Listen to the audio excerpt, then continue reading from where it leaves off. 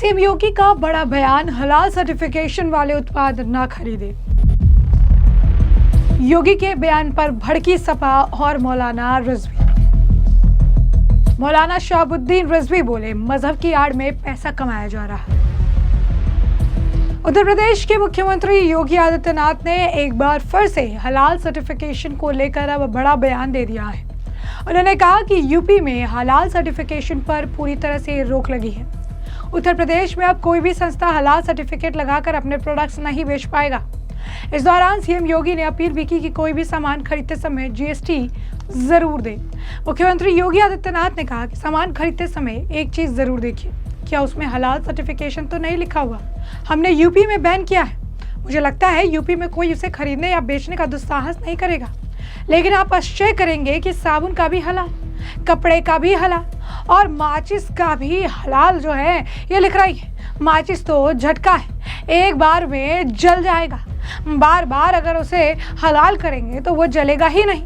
CM Yogi Adityanath क्या कुछ इस दौरान कहते नजर आए, सुनिए। नहीं तो सामान खरीदते समय एक चीज जरूर देखिए, क्या उसमें हलाल सर्टिफिकेशन तो नहीं लिखा हुआ है। यानी हर वस्तु में हलाल सर्टिफिकेशन। हमने यूपी में बैन किया है। मुझे लगता है कि आज यूपी के, उत्तर प्रदेश के अंदर कोई उसको खरीदने का या कोई बेचने का दुस्साहस नहीं करेगा। लेकिन आप आश्चर्य करेंगे, साबुन का भी हलाल, कपड़े का भी हलाल,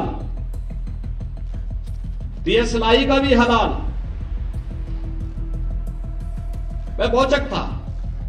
एक अधिकारी बोला, साहब इसमें, मैंने कहा भी देखो नहीं नहीं नहीं, एक षड्यंत्र है भाई। मैंने कहा माचिस तो झटका वाला है, आप एक झटके में लगाएंगे तो तभी आग जलेगा। आप हलाल करते रहेंगे तो कभी जलेगी नहीं वो माचिस। तो मैंने कहा इससे बड़ा झूठ क्या हो सकता है।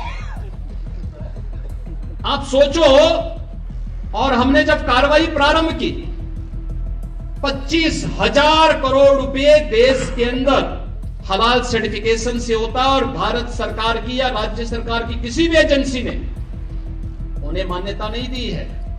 ये सारा का सारा पैसा आतंकवाद के लिए, लव जिहाद के लिए और धर्मांतरण में दुरुपयोग होता है। और इसीलिए उत्तर प्रदेश ने इसके खिलाफ बड़ी कार्रवाई प्रारंभ की है कि हलाल सर्टिफिकेशन के नाम पर भारत के उपभोक्ताओं का शोषण करने वालों के खिलाफ सख्त कार्रवाई होनी ही चाहिए। और इस कार्यक्रम को हमें भी सतर्कतापूर्वक देखना चाहिए। कोई सामान खरीदते हैं तो जरूर देखिए कि जीएसटी हमें देना है, लेकिन यह भी देखिए कि हलाल सर्टिफिकेशन के नाम पर एक फूटी कौड़ी भी नहीं देनी चाहिए, क्योंकि जितना पैसा जाएगा ये सभी के सभी पैसा आपके खिलाफ षड्यंत्र में वह जाने वाला है। और यही होता है। और ये बड़ा षड्यंत्र किस स्तर पर हो रहा है। छांगुर एक नमूना के रूप में जलालुद्दीन को हम लोगों ने बलरामपुर में गिरफ्तार करके जेल के अंदर भेजा है। ऐसे जलालुद्दीन, ऐसे छांगुर आपके अगल बगल के भी क्षेत्र में कहीं ना कहीं बैठे होंगे, छुपे होंगे, छद्म भेष में छुपे होंगे, अन्य रूप में बैठे होंगे। उनकी गतिविधियों पर नजर रखना, उनको बहुत सतर्कतापूर्वक देखना। तो जैसे कि आपने उनका बयान सुना, इसके साथ ही सीएम योगी आदित्यनाथ ने यह भी कहा कि हमने जब कार्रवाई शुरू की तो 25,000 करोड़ रुपए देश के अंदर हलाल सर्टिफिकेशन से होता है। भारत सरकार या राज्य सरकार की किसी भी एजेंसी ने उन्हें मान्यता नहीं दी है। सारा का सारा पैसा आतंकवाद के लिए, लव जिहाद के लिए और धर्मांतरण के लिए दुरुपयोग होता है। सीएम योगी ने उत्तर प्रदेश में इसके खिलाफ बड़ी कार्रवाई शुरू की है। हलाल सर्टिफिकेशन के नाम पर भारत के ग्राहकों का शोषण करने वालों के खिलाफ सख्त कार्रवाई होनी चाहिए। कोई सामान खरीदते हैं तो जरूर देखिए कि जीएसटी हमें देना है। फिर ये भी देखिए कि हलाल सर्टिफिकेशन के नाम पर एक फूटी कौड़ी भी नहीं देनी है, क्योंकि जितना पैसा भी जाएगा ये सारा पैसा आपके खिलाफ षड्यंत्र में इस्तेमाल होगा। ये षड्यंत्र बड़े स्तर पर हो रहा है, यही होता है। छांगुर एक नमूने के रूप में बलरामपुर में गिरफ्तार करके जेल के अंदर भेजा गया। राजनीतिक इस्लाम की चर्चा नहीं होती। मुख्यमंत्री योगी आदित्यनाथ ने कहा कि हमारे देश में अंग्रेजी शासन से मोर्चा लेने की चर्चा तो होती है, लेकिन राजनीतिक इस्लाम की चर्चा नहीं होती। क्या कुछ और कह रहे हैं, सुनिए। दूसरा, कुछ चीजें हैं जो हमें थोड़ा सतर्क होकर के देखना होगा। मैं अक्सर इस बात को देखता हूं, हमारे यहां हम लोग इस बात को अक्सर चर्चा करते हैं कि अंग्रेजों ने इतने वर्षों तक शासन किया, ब्रिटिश उपनिवेश की चर्चा होती है, फ्रांस के उपनिवेश की चर्चा होती है, लेकिन राजनीतिक इस्लाम की कहीं चर्चा नहीं होती। जिसने आस्था पर कुठाराघात किया,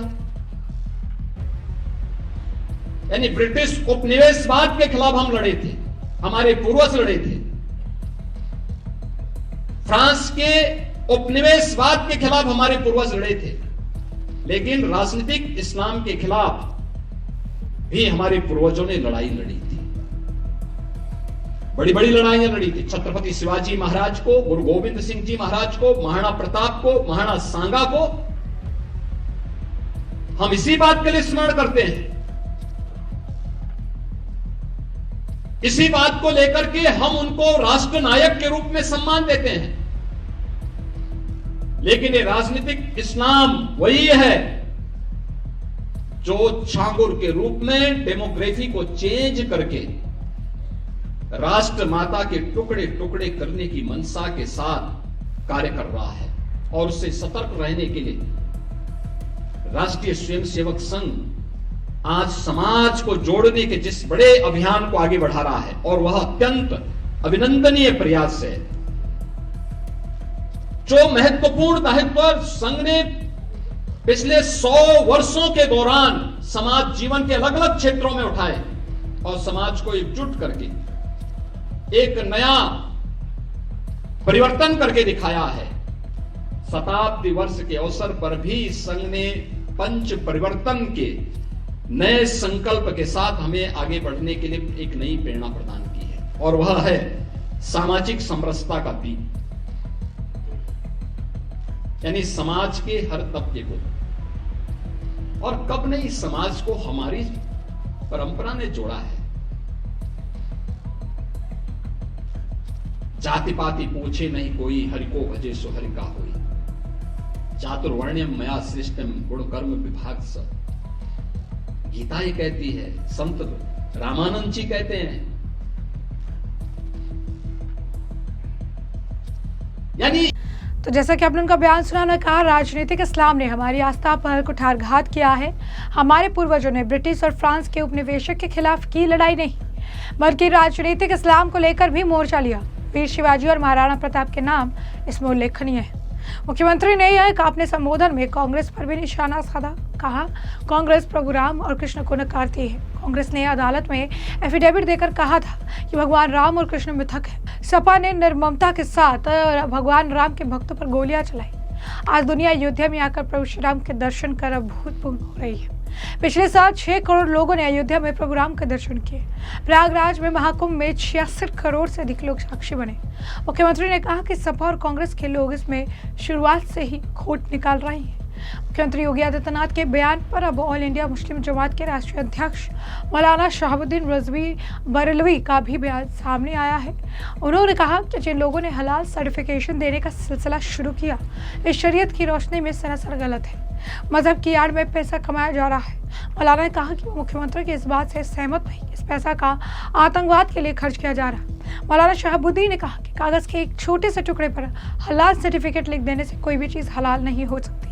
कोई भी चीज़ हलाल करने के लिए ज़रूरी है कि जो शरीयत के पैमाने हैं उसे मुकर्रर किया जाए, उस पर आए पैमाने को अपनाया जाए। जब तक शरीयत की तरफ से लागू की गई शर्तें पूरी नहीं होती, उस वक्त तक हलाल नहीं समझा जा सकता। मौलाना ने कहा, चंद लोगों ने हलाल सर्टिफिकेट देने की एक संस्था खोल रखी है, जिसके जरिए से हलाल सर्टिफिकेट जारी किया जाता है। जिस फॉर्म को दिया जाता है उसे मोटी रकम वसूल की जाती है। ये तरीका सरासर गलत है। मौलाना ने आगे कहा कि मुख्यमंत्री योगी की इस बात से सहमत नहीं कि इस पैसे का इस्तेमाल आतंकवाद को बढ़ावा देने या देश के खिलाफ इस्तेमाल किया जाता है। अगर ऐसा है तो सरकार को जांच करनी चाहिए और रोक लगानी चाहिए। और इस मामले को लेकर समाजवादी पार्टी के नेता आजम खान का भी बयान सामने आया। क्या कुछ वो कह रहे हैं, सुनिए। हलाल सर्टिफिकेट एक सर्टिफिकेट है, जैसे आईएसओ सर्टिफिकेट होता है, तमाम सर्टिफिकेट जारी होते हैं चीजों के लिए, उसी तरह का एक सर्टिफिकेट है। उसको उसी रूप में देखा जाना चाहिए और वो एक बिजनेस के तौर पे लिया जाना चाहिए, ना कि उसको डेमोग्राफी चेंज के रूप में लिया जाना चाहिए। उसका डेमोग्राफी चेंज से कोई मतलब ही नहीं है और डेमोग्राफी चेंज भारत में हो ही नहीं सकता है।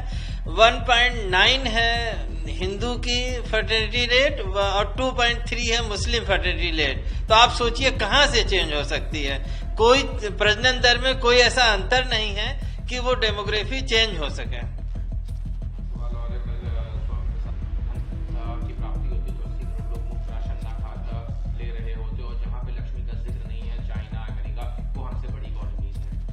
देखिए, ये स्वामी प्रसाद मौर्य का व्यक्तिगत बयान है, लेकिन जो प्रदेश की हालात है, 16 करोड़ लोग राशन कार्ड पर मुफ्त राशन ले रहे हैं, ये हकीकत है। और अभी कल अयोध्या में दियों का तेल कलेक्ट करते हुए दृश्य आए हैं, वो कितने भयावह हैं। इस बात के लिए दर्शा रहे हैं कि लोग कितने गरीब हैं कि दिए को जलने नहीं दे रहे हैं, उसका तेल जाके जैसे प्रोग्राम खत्म हुआ तेल कलेक्ट करने लगे। तो गरीबी है, भूखमरी है, इस बात से प्रदेश की सरकार इनकार नहीं कर सकती है और ये प्रदेश सरकार का फेल्योर है कि उत्तर प्रदेश आज भी गरीब है।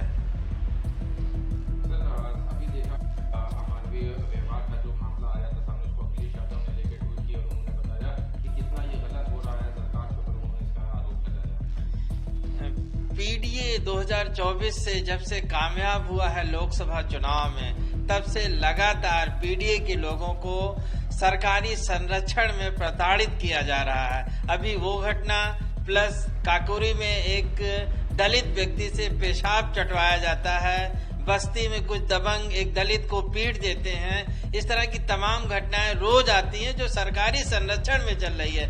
पीडीए से सरकार कहीं न कहीं जैसे लग रहा है खुन्नस निकाल रही है। पीडीए जागरूक हो गया है, वो संविधान की रक्षा के लिए, लोकतंत्र के लिए और संघवाद के लिए बिल्कुल तत्पर है और 2027 में इस बात का जवाब भाजपा को मिल जाएगा, सपा की सत्ता वापसी होगी।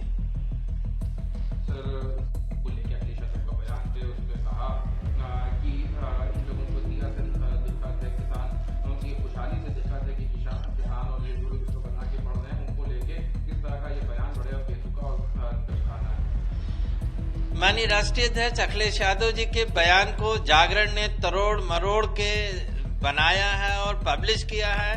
हम उसकी निंदा करते हैं और साथ में जो प्रदेश की हकीकत है वो अयोध्या में दीपावली के दीपोत्सव के दिन जब गरीब दिया से तेल ले रहा था तब दिख गई।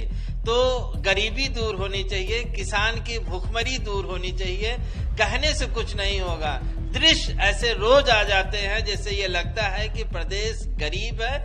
मुख्यमंत्री को चाहिए कि पहले प्रदेश विकसित कर लें, फिर विपक्षियों पे कमेंट करें। सर, आज वहाँ पे सीपीआई के लीडर हैं दीपांकर भट्टाचार्य, उनका कहना है कि हम सब लोग साथ हैं और ये चुनाव साथ में लड़ेंगे। हमें उम्मीद है कि तेजस्वी यादव को आज मुख्यमंत्री का चेहरा भी घोषित किया जा सकता है। देखिए, आज महागठबंधन की प्रेस कॉन्फ्रेंस है। सारी चीजें जो अब तक का कंफ्यूजन है वो सब दूर हो जाएगा। इंडिया ब्लॉक एक है, महागठबंधन एक है और मिलकर चुनाव लड़ रहा है। बिहार का जो कुशासन है उसके खिलाफ ये चुनाव है। बिहार में जो कानून व्यवस्था चौपट हो गई उसके खिलाफ चुनाव है। बेरोजगारी जो है उसके खिलाफ ये चुनाव है और आने वाले समय में भाजपा का जो 20 साल का एनडीए का राज है वो जाएगा और महागठबंधन की जीत तय है। महागठबंधन में सब कुछ बिल्कुल सही है। तो ऐसे में हमने आपको जो पूरा मामला है विस्तार से बताया है, तमाम बयान आपने सुनिए है और इस पूरे मामले पर अब आपकी भी जो राय हो कमेंट सेक्शन में कमेंट करके जरूर से जरूर साझा करिएगा। धन्यवाद।